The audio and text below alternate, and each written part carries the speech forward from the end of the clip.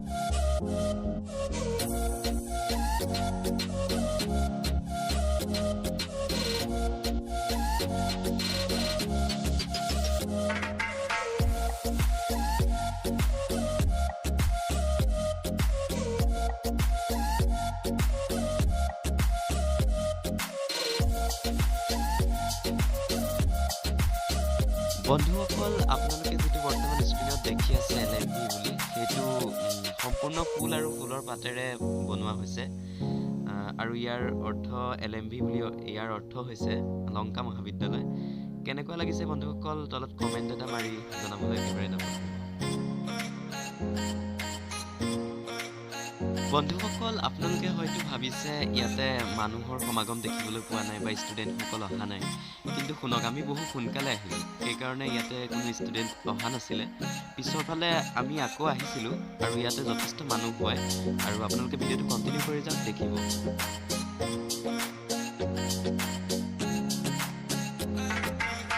আৰু বন্ধুসকল, আমি পুনৰ আকৌ এবাৰ ইয়ালৈ আহিছিলোঁ আৰু তেতিয়া আপোনালোকে মানুহ চাওক ইয়াতে কিমান মানুহ হয় বা কিমান ষ্টুডেণ্ট হয়। তো বন্ধুসকল, ভিডিঅ'টো কণ্টিনিউ কৰি যাওক।